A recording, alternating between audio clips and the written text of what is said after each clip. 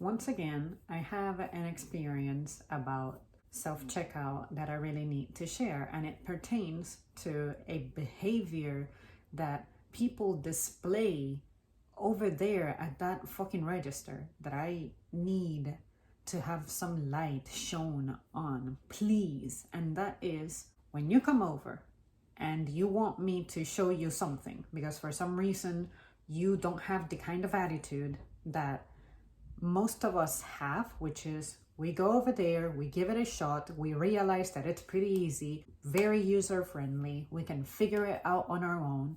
And unless something catastrophic happens, such as an item not scanning or anything out of your control, then that's when you actually require assistance. I keep having people who, okay, they ask for help.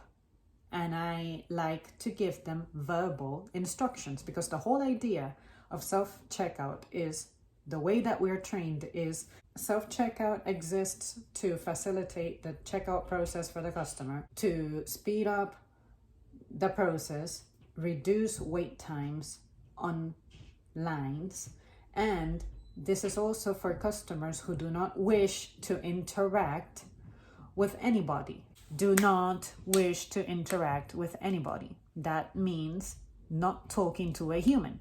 So therefore, because that is my role, the only thing I'm doing there is to supervise. For you to come over there and look at me and observe that there's 4 other registers that are occupied by people, that means you're not alone. I have to be ready to assist any of you. And then you expect for some reason that I'm there, that upon request, I'm going to do the entire checkout process for you.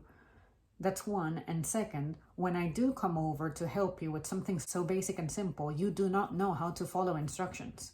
If I tell you, use the search button and key in what it is, it means that the little banana that you have in your hand, all you have to do is use the search button, key in what you have, which is a banana, and then press enter, and the item will come up, and you select it, you set it on the scale like the thing tells you to, don't touch it, and then pick what kind of container it has, if it has any, such as like a plastic bag or whatever, so that the tear can be taken out, and then continue.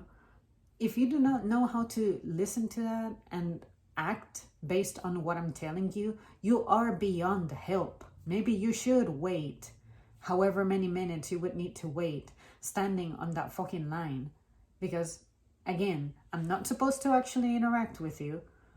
That doesn't really warrant any help. Like, that's just you being fucking lazy and not trying to figure things out. And 3, I'm not supposed to even touch your product. I'm supposed to have as little minimal contact with your stuff as possible. That goes for me too as a cashier. Like, if I was on an actual register that I'm running on your behalf, I'm supposed to touch your product as little as possible. But it really, really, really pisses me off that I tell an individual, so on the bottom left, there is a button that you can push and that'll take whatever it is that you're holding. If you cannot follow those simple instructions, how else am I supposed to phrase it? That just really pisses me off because I don't understand why you do not have a good reaction to being verbally instructed. What you want me to do is to like come over your space, grab the thing from your hand and do it for you. Imagine if I had to do for every single person that's at self-checkout. That's not reasonable, because if I have to do it for you and I have to do it for the other and the other and the other, I'm just one person, and this place is not designed for me to be knocking out a lane. As you can see, when you look at self-checkout, it's designed for one person to be standing right in front of the screen doing things to it, not 2. So get used to it. I'm not going to invade your space, especially when you don't have a sense of giving me my space to get around to touching the screen when I do need to assist you. And for the love of God and all that is holy, stop touching me.